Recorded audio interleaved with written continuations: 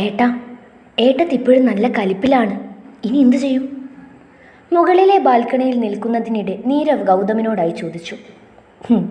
അതിനല്ലേടാ ഞാനുള്ളത്. അവളുടെ പിണക്കമൊക്കെ ഇന്ന് രാത്രിയോടെ ഞാൻ തീർത്തു കൊടുക്കുന്നുണ്ട്. ഒരു കള്ളച്ചിരി ചിരിച്ചുകൊണ്ട് ഗൗതം പറഞ്ഞു. അത് കേട്ടതും നീരവ് അവനെ ഒന്ന് അടിമുടി നോക്കി. ശേഷം ഗൗതം മുണ്ട് മടക്കി കുത്തി അവിടെ നിന്നും റൂട്ടിലേക്ക് നടന്നു. എന്താവോ എന്തോ ദൈവമേ, ഏട്ടനെ കാത്തോണേ. ഗൗതം പോയ വഴിയെ നോക്കിക്കൊണ്ട് നീരവ് സ്വയം പറഞ്ഞു. ഗൗതം നേരെ ചെന്നത് റൂമിലേക്കാണ്. പക്ഷേ റൂമിൽ അനുവില്ലായിരുന്നു. ഓ, ഞാൻ ഉറങ്ങിയിട്ട് വരാൻ കാത്തിരിക്കുകയായിരിക്കും, അവൻ മനസ്സിൽ പറഞ്ഞു. പിന്നെ എന്തൊക്കെയോ ചിന്തിച്ചു കൂട്ടുന്നുണ്ടായിരുന്നു. അവൻ്റെ മട്ടും ഭാവവും ഒക്കെ കണ്ടാൽ എന്തോ തീരുമാനിച്ചുറപ്പിച്ച പോലെയായിരുന്നു. പിന്നെ അവൻ അനു വരുന്നത് വരെ ബെഡിൽ വെറുതെ കണ്ണടച്ചു കിടന്നു. അതിനിടയ്ക്ക് എപ്പോഴോ ഉറങ്ങിപ്പോയി. കുറച്ച് നിമിഷത്തിന് ശേഷം ഗൗതം ഞെട്ടി എണീറ്റു. എന്നിട്ട് ആദ്യം നോക്കിയത് അനുവിനെയായിരുന്നു. പക്ഷെ അവളെ അവിടെ എങ്ങും കണ്ടില്ല. പിന്നെ അവൻ സമയം നോക്കി. 1 മണി. അപ്പോൾ അനു പോയി? അതും മനസ്സിൽ പറഞ്ഞുകൊണ്ട് റൂമിന് പുറത്തേക്കിറങ്ങി. എല്ലായിടത്തും ഇരുട്ടായിരുന്നു. അതിൽ നിന്നും എല്ലാവരും ഉറങ്ങിയെന്നവൻ ഉറപ്പിച്ചു. പിന്നെ അവൻ ആര്യയുടെ മുറി ലക്ഷ്യം വെച്ച് നടന്നു നീങ്ങി. പക്ഷേ അവിടെ ഡോർ ഉള്ളിൽ നിന്നും ലോക്ക്ഡാണ്. അപ്പോൾ അവൻ ഫോൺ എടുത്ത് അനുവിനെ വിളിച്ചു. ഒരു വിധത്തിൽ ആര്യയെ പറഞ്ഞ് സമ്മതിപ്പിച്ചിട്ടാണ് അനു അവളുടെ കൂടെ കിടക്കുന്നത്. തലവഴി പുതപ്പ് മൂടി അങ്ങനെ ഓരോന്ന് ആലോചിച്ചിരിക്കുമ്പോഴാണ് ഫോൺ റിങ് ചെയ്യുന്നത്. അനു ആര്യയെ ഒന്ന് നോക്കി. അവൾ നല്ല ഉറക്കത്തിലാണ്. പിന്നെ അനു ഫോൺ എടുത്തു നോക്കി. ഡിസ്പ്ലേയിൽ കളിഞ്ഞ പേര് കണ്ടതും അനു ചുണ്ടു ചുളിച്ചു. ശേഷം ബിസിയാക്കി പിന്നെയും പുതപ്പ് മൂടിക്കിടന്നു. എനിക്കിട്ട് ഒരുപാട് തന്നതല്ലേ, അതൊക്കെ വെച്ച് നോക്കുമ്പോൾ ഇതൊന്നും കൂടുതലല്ല. അപ്പോഴേക്കും പിന്നെയും ഫോൺ റിങ് ചെയ്തു. അത് കേട്ടതും അവൾ വീണ്ടും അത് കട്ട് ചെയ്യാൻ വേണ്ടി പോയപ്പോഴേക്കും ആര്യ എണീച്ചിരുന്നു. പിന്നെ അനു പുതപ്പിനുള്ളിൽ അനങ്ങാതെ ഉറങ്ങിയ പോലെ കിടന്നു. ശേഷം ആര്യ അനുവിനെ ഒന്ന് നോക്കിയ ശേഷം ഫോൺ എടുത്തു. അതിൽ ഗൗതമിൻ്റെ പേര് കണ്ടതും ആര്യ ഒന്ന് പുഞ്ചിരിച്ചു. പിന്നെ ഫോൺ എടുത്തു. ഹലോ. ആര്യ അങ്ങോട്ടേക്ക് എന്തെങ്കിലും പറയുന്നതിന് മുൻപ് തന്നെ ഗൗതം ഇങ്ങോട്ട് പറഞ്ഞിരുന്നു. അനു, നീ എന്താ റൂമിലേക്ക് വരാത്തത്? വാ, ഞാൻ നിന്നെ വെയിറ്റ് ചെയ്യാം, അവൻ പതിയെ പറഞ്ഞു. അത് കേട്ടതും ആര്യ ഒന്ന് ചിരിച്ചു. എന്താ ഗൗതം, ഞാൻ വന്നാൽ മതിയോ? അവനെ ഒന്ന് ആക്കിക്കൊണ്ട് ചോദിച്ചു. അവൻ പ്രതീക്ഷിച്ചതിൽ നിന്നും വ്യത്യസ്തമായ ശബ്ദം കേട്ടതുകൊണ്ടാവാം അവൻ നെറ്റി ചുളിച്ചു. പിന്നെ അത് ആര്യാണെന്ന് മനസ്സിലാക്കാൻ അവൻ അധികം കഷ്ടപ്പെടേണ്ടി വന്നില്ല. നീ എന്തിനാ ഫോൺ എടുത്തേ? അനു ഇവിടെ? അവൾ ഉറങ്ങി. ശരി, വാതിൽ തുറക്ക്. അവളെ ഞാനെടുത്ത് റൂമിൽ കൊണ്ടുപോയിക്കോളാം. അത് വേണ്ട ഗൗതം, ഇന്ന് അവൾ ഇവിടെ കിടന്നോട്ടെ. പിന്നെ കുറച്ചൊക്കെ വാശി അവൾക്കും കാണുമല്ലോ. അതിന് പകരമായി അവനൊന്ന് മൂളുക മാത്രം ചെയ്തു. ശേഷം ഫോൺ കട്ട് ചെയ്തു. ആര്യ അനുവിനെ ഒന്നുകൂടെ നോക്കിക്കൊണ്ട് കിടന്നു. ഇവരുടെ സംസാരമെല്ലാം കേട്ടുകൊണ്ടിരിക്കുകയായിരുന്നു അനു. മനസ്സൊരുപാട് അവൻ്റെ സ്നേഹവും കരുതലും ഒക്കെ ആഗ്രഹിക്കുന്നുണ്ടെങ്കിലും അവളെ എന്തോ പിടിച്ചു നിർത്തുന്നതായിട്ട് അവൾക്ക് തോന്നി. കാരണം എല്ലാം ശരിയായെങ്കിലും ചില സംശയങ്ങളും പരാതികളും അവളിൽ ബാക്കിയായിരുന്നു. അനു ആര്യയുടെ കൂടെ കിടന്നെന്നറിഞ്ഞപ്പോൾ എന്തോ ഗൗതമിൻ്റെ ഉള്ളമൊന്നു വിങ്ങി. കാരണം അതിലൂടെ അവൻ മനസ്സിലാക്കുകയായിരുന്നു അനുവിന് അവനോടുള്ള നീരസം. ഗൗതം റൂമിലേക്ക് ചെന്നു. ശേഷം ഡോർ അടച്ച് ലോക്ക് ചെയ്തു. എന്നിട്ട് ബെഡിൽ പോയി കൈ നെറ്റിയിൽ വെച്ചുകൊണ്ട് കണ്ണുമടച്ചു കിടന്നു. എനിക്കറിയാം അനു, ഞാൻ നിന്നെ ഒരുപാട് വേദനിപ്പിച്ചിട്ടുണ്ട്. പക്ഷെ അതൊന്നും ഒരിക്കലും മനഃപൂർവ്വമല്ല. എനിക്ക് മനസ്സിലാക്കാം നിനക്ക് എന്നോടുള്ള പരിഭവം. പിന്നെ അതൊരിക്കലും അധികകാലം നീണ്ടുപോവാൻ ഞാൻ സമ്മതിക്കില്ല. നിൻ്റെ കഴുത്തിൽ കിടക്കുന്ന താലി ഞാൻ കിട്ടിയതാണ്. അതുമാത്രം മതി എനിക്ക് മുറിഞ്ഞു പോയ നമ്മുടെ ബന്ധം കൂട്ടിച്ചേർക്കാൻ. അത്രയും മനസ്സിൽ മന്ത്രിച്ചുകൊണ്ട് അവൻ നിദ്രയെ പുൽകി. പിന്നീടുള്ള 1-2 ദിവസങ്ങളോളം ഇതുതന്നെ തുടർന്നു. രാത്രി ആര്യയുടെ കൂടെ തന്നെ കിടക്കും. കഴിയുന്നതും അവൻ്റെ മുൻപിലൂടെ അനു പോവാതെയായി. ഒരർത്ഥത്തിൽ ഗൗതം അന്ന് അവളോട് ചെയ്തതിന് പകരമായാണ് ഈ അവോയ്ഡ്. അത് ഗൗതമും മനസ്സിലാക്കിയിരുന്നു. പക്ഷെ അതിനൊന്നും അവന് പരാതിയില്ലായിരുന്നു. കാരണം അവൾ അനുഭവിച്ച വേദന അനുഭവിക്കുമ്പോൾ അവന് കുറ്റബോധം മാത്രമായിരുന്നു. അവരെ തമ്മിൽ ഒന്ന് നേരെയാക്കാൻ ആര്യയും നീരവും പഠിച്ച പണി 18ഉം പയറ്റി. പക്ഷെ കാര്യമുണ്ടായില്ല. അനു മോളെ, ഇതൊരിക്കലും ഉപദേശമായി കാണണ്ട. ഞാൻ എൻ്റെ ഒരു അഭിപ്രായം പറയുന്നുവെന്നേ ഉള്ളൂ. ശരിയാണ്, ഗൗതം നിന്നെ ഒരുപാട് വേദനിപ്പിച്ചു. നിൻ്റെ വിഷമം എനിക്ക് മനസ്സിലാവും. പക്ഷേ അതൊരിക്കലും നിന്നെ ഇഷ്ടമില്ലാഞ്ഞിട്ടല്ല, സാഹചര്യം കൊണ്ടാണ്. അല്ലേ പിന്നെ കുറച്ചൊക്കെ അവനും തിരിച്ചു കിട്ടണം. വേണ്ടാന്നൊന്നും ഞാൻ പറയില്ല. പക്ഷേ ഈ സമയം കൊണ്ട് നിങ്ങൾ 2 പേരും ഒന്ന് മനസ്സ് തുറന്ന് സംസാരിച്ച് പുതിയൊരു ജീവിതം തുടങ്ങുന്നതല്ലേ നല്ലത്. ഇപ്പം തന്നെ ഗൗതം ഒരുപാട് വിഷമിക്കുന്നുണ്ട്. ചേച്ചി പറയുന്നത് കേൾക്ക്. ഇനി ഇതൊക്കെ നിർത്തി നീ അവനോട് പോയി ഒന്ന് സംസാരിക്കേ. ആര്യ അത്രയും പറഞ്ഞപ്പോഴേക്കും അനു വല്ലാതായിരുന്നു. ഏയ് ഇല്ല ചേച്ചി, ഞാനതൊക്കെ ഗൗതമിനെ ഇട്ടൊന്ന് കളിപ്പിക്കാൻ ചെയ്യുന്നു ഉള്ളൂ, അല്ലാതെ ഒന്നുമില്ല. പിന്നെ ചേച്ചി പറഞ്ഞ പോലെ ഞാൻ നിർത്തി. പിന്നെ ഗൗതമിനോട് ഇന്ന് തന്നെ സംസാരിക്കാം. അത് കേട്ടതും ആര്യ ഒന്ന് പുഞ്ചിരിച്ചു. അപ്പോഴാണ് മേനോനും ലക്ഷ്മിയും റൂമിലേക്ക് വന്നത്. അവരെ കണ്ടതും അനു എഴുന്നേറ്റ് നിന്നു. ശേഷം ഒരു പുഞ്ചിരി സമ്മാനിച്ചു. നിങ്ങൾ സംസാരിച്ചതൊക്കെ ഞങ്ങൾ കേട്ടു. ആര്യ പറഞ്ഞത് അനു ശരി. പിന്നെ ഇന്ന് വൈകുന്നേരം ഞങ്ങൾ തറവാട് വരെ ഒന്ന് പോവാണ്. അവിടെ ക്ഷേത്രത്തിൽ 1-2 പൂജയുമുണ്ട്. മാത്രമല്ല അമ്മയെയും അച്ഛനെയും ഒക്കെ ഒന്ന് കാണണം. അപ്പോൾ ഗൗതം വരുന്നില്ലെന്ന് പറഞ്ഞു. അവനെന്തോ വർക്കുണ്ടെന്ന്. അതുകൊണ്ട് നിന്നെയും ഇവിടെ നിർത്താൻ ഗൗതം പറഞ്ഞു. അപ്പം നാളെ രാവിലെ ഞങ്ങൾ വരും. അപ്പോഴേക്കും 2 പേരും വഴക്കൊക്കെ പറഞ്ഞു തീർത്ത് നല്ല കുട്ടികളാവണം, കേട്ടല്ലോ. അനുവിൻ്റെ നെറുകയിൽ വാത്സല്യത്തോടെ തലോടിക്കൊണ്ട് ലക്ഷ്മി പറഞ്ഞു. അതിന് പകരമായി അനു ഒന്ന് പുഞ്ചിരിച്ചു. ഒരു വൈകുന്നേരത്തോടെ തന്നെ എല്ലാവരും വീട്ടിൽ നിന്നും ഇറങ്ങിയിരുന്നു.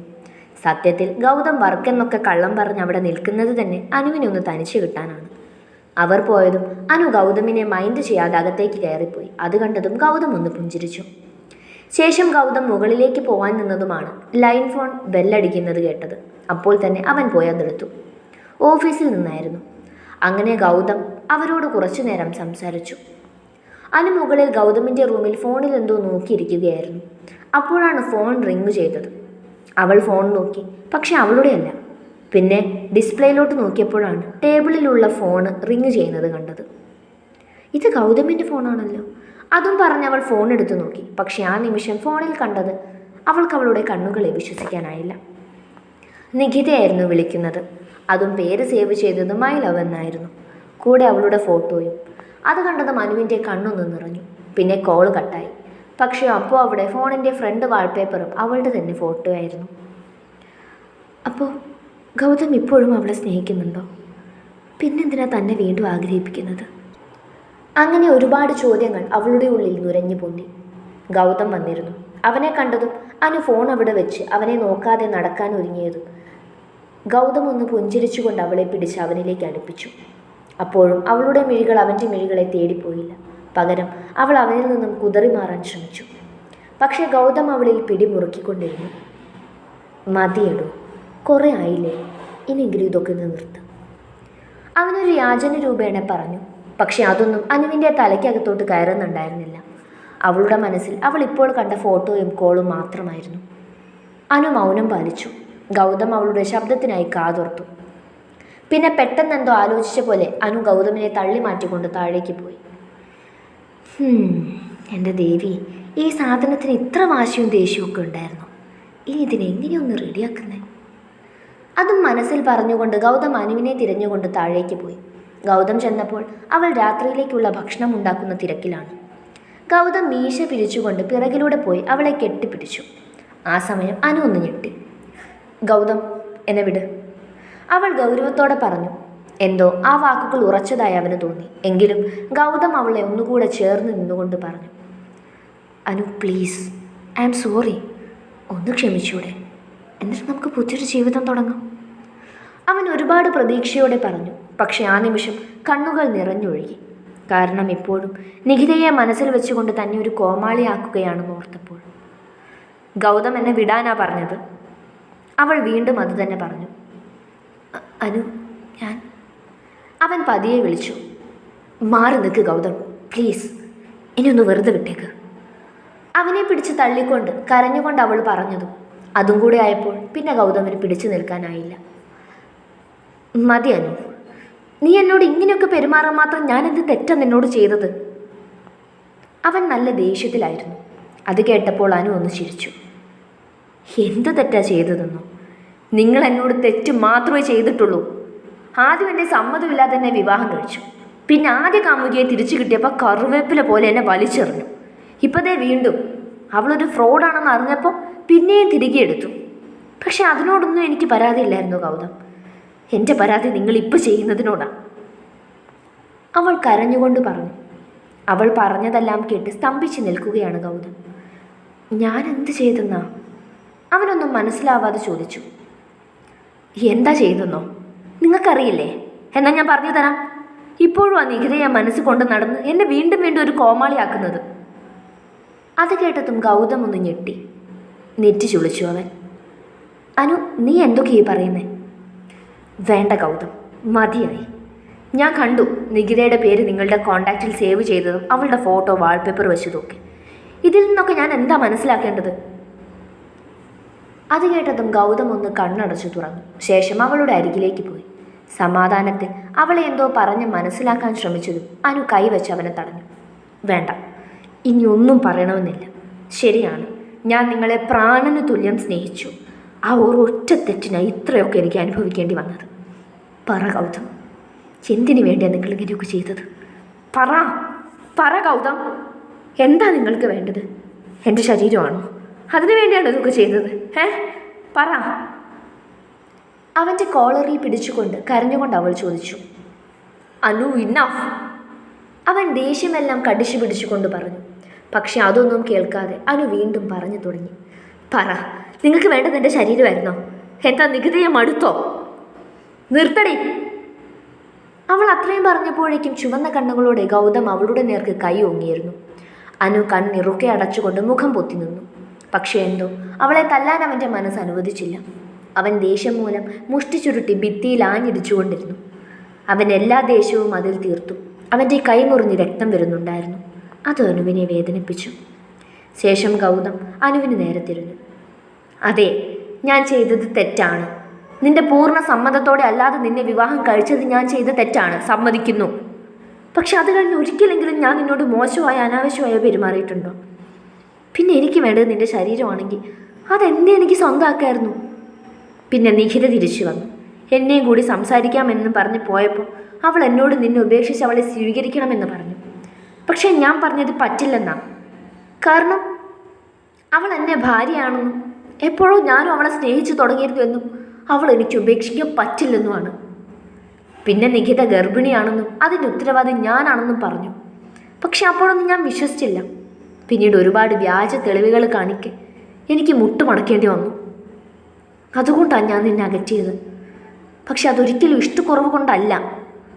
അനു, നിന്നോടുള്ള ഇഷ്ടക്കൂടുതൽ കൊണ്ടാണ്. ഞാൻ കാരണം നിൻ്റെ ജീവിതം കൂടെ തകരണ്ട എന്ന് കരുതിയിട്ടാണ് നിന്റെ വീട്ടിൽ കൊണ്ടാക്കിയത്. അറിയാം, ഞാൻ കാരണം നിൻ്റെ മനസ്സ് നന്നായി വേദനിച്ചിട്ടുണ്ടെന്ന്. നിന്നെ ഞാൻ എന്നിൽ നിന്നും അകറ്റി നിർത്തിയത് കണ്ടില്ലെന്ന് നടിച്ചതിലും നീ എന്നെ വെറുക്കാൻ വേണ്ടിയായിരുന്നു അതെല്ലാം. പക്ഷേ നീ എൻ്റെ ജീവിതത്തിൽ നിന്നും പോയ ശേഷം നീ കണ്ട ഗൗതമല്ലായിരുന്നു ഞാൻ. ഭ്രാന്ത് പിടിച്ച പോലെയായിരുന്നു. നികിത എൻ്റെ അടുക്കലേക്ക് വരുന്ന ഓരോ നിമിഷവും ശ്വാസം മുട്ടുന്ന പോലെ ആയിരുന്നു. അപ്പോഴൊക്കെ ഞാൻ ആഗ്രഹിച്ചത് നിൻ്റെ പ്രസൻസ് ആയിരുന്നു. നീ ഇല്ലാതെ ആ മുറിയിൽ കിടന്നുറങ്ങിയ ഓരോ രാത്രിയും നിൻ്റെ കൈത്തി കിടക്കുന്ന ഈ താലിമാലയും മുറുകെ പിടിച്ചുകൊണ്ടായിരുന്നു ഉറങ്ങാറ്. നിന്നെ പറ്റി ഓർത്ത് കണ്ണ് നിറയ്ക്കാത്തൊരു രാത്രി പോലും എനിക്കില്ലായിരുന്നു. പിന്നെ സത്യങ്ങളൊക്കെ തിരിച്ചറിഞ്ഞപ്പോൾ എനിക്കുണ്ടായ സന്തോഷത്തിനും അതിലില്ലായിരുന്നു. ജീവൻ തിരിച്ചു കിട്ടിയ പോലെ ആയിരുന്നു. അത്രയ്ക്ക് ഇഷ്ടമായിരുന്നു അനു നിന്നെ എനിക്ക്. പിന്നെ നീ ഇപ്പം പറഞ്ഞ കോളും ഫോട്ടോയും ഒക്കെ അതെൻ്റെ ഫോണല്ല, ആനന്ദിൻ്റെയാണ്. ഓഫീസിലേക്ക് ആവശ്യമുള്ള കുറച്ച് ഫയൽസ് ലാപ്പിലേക്ക് കയറ്റാൻ വേണ്ടി ഞാൻ ആദ്യം ഇവിടെ വാങ്ങി വെച്ചത്. അവൻ നോർമലായിട്ട് ഈ ഫോൺ യൂസ് ചെയ്യാറില്ല. നികിതയെ മാത്രം ഇതിൽ വിളിക്കാറുണ്ടായിരുന്നെന്ന് തോന്നുന്നു. പക്ഷെ എല്ലാം അവസാനിച്ചതിന് ശേഷവും അവൾ ഇതിലേക്ക് വിളിക്കുമെന്ന് ഞാൻ അറിഞ്ഞില്ല. പിന്നെ അവൻ്റെ വാൾപേപ്പറിൽ അവളുടെ ഫോട്ടോ ഉള്ളത് എത്രയൊക്കെ പറഞ്ഞാലും അവൻ ഒരിക്കൽ ജീവന് തുല്യം സ്നേഹിച്ചത് അവളെ. ഒരു പക്ഷേ ചെറിയൊരിഷ്ടം ഇപ്പോഴും ഉണ്ടാവും. ഇനി പറയാനോ, ഇതൊക്കെയാണോ ഞാൻ ചെയ്ത തെറ്റ്? ഞാൻ ചെയ്ത തെറ്റ് ഇതൊന്നും അല്ലാനോ. ഇപ്പം നിന്നോട് ഇവിടെ വന്ന് സംസാരിച്ചതാണ്. പിന്നൊരു കാര്യം, നിനക്ക് താല്പര്യമില്ലെങ്കിൽ ഗൗതമിന് ശല്യമായിട്ട് വരില്ല. പിന്നെ കഷ്ടപ്പെട്ട് ഇവിടെ നിൽക്കണമെന്നില്ല. ആ താലി ഊരി വെച്ച് പൊയ്ക്കോ, ഞാൻ തടയില്ല. ചുവന്ന് കലങ്ങിയ കണ്ണുകളോടെ അത്രയും പറഞ്ഞ് ഗൗതം മുകളിലേക്ക് പോയി. കേട്ടതൊന്നും വിശ്വസിക്കാനാവാതെ ഒരു പ്രതിമ കണക്കാനും നിലത്തേക്ക് ഊർന്നിരുന്നു. അവൾ കാലുകൾ രണ്ടും വയറിനോട് ചേർത്ത് കെട്ടിപ്പിടിച്ചുകൊണ്ട് ഏതോ ലോകത്തെന്ന പോലെയിരുന്നു. അവളുടെ കണ്ണുകൾ നിറഞ്ഞൊഴുകി. ഗൗതം പറഞ്ഞതൊക്കെ അവളുടെ കാതിൽ വീണ്ടും മുഴങ്ങിക്കേട്ടപ്പോൾ അവൾ മുഖം പൊത്തി പൊട്ടിക്കരഞ്ഞു. ആ നിമിഷം അവൾ കുറ്റബോധം കൊണ്ട് വീർപ്പ് മുട്ടുകയായിരുന്നു. അവൾക്ക് അവളോട് തന്നെ പുച്ഛം തോന്നി. അവൾ ഒരുപാട് നേരം അവിടെ ഇരുന്ന് കരഞ്ഞു. എന്തോ ആ സമയം ഗൗതമിനെ ഒരു നോക്ക് കാണാൻ അവളുടെ ഉള്ളം തുടിച്ചു. അവൾ ഗൗതമിൻ്റെ അടുത്തേക്ക് ഓടി. റൂമിലെത്തിയപ്പോൾ ഗൗതം കട്ടിലിൽ കൈ നെറ്റിയിൽ വെച്ച് കണ്ണും അടച്ച് കിടക്കുകയായിരുന്നു. അപ്പോഴും അവൻ്റെ കണ്ണുകളിൽ നിന്നും കണ്ണുനീരൊലിച്ചിറങ്ങുന്നുണ്ടായിരുന്നു. ആ കാഴ്ച അവൾക്ക് താങ്ങാനായില്ല. അവൾ പതിയെ ചെറുഭയത്തോടു കൂടി അവൻ്റെ അടുത്തേക്ക് നടന്നെടുത്തു. ശേഷം അവൻ്റെ അരികിലായി മുട്ടുകുത്തിയിരുന്നു. ഗൗതം, അവൾ പതിയെ വിളിച്ചു. പക്ഷെ അവൻ്റെ ഭാഗത്തു നിന്ന് പ്രതികരണമൊന്നുമില്ലായിരുന്നു.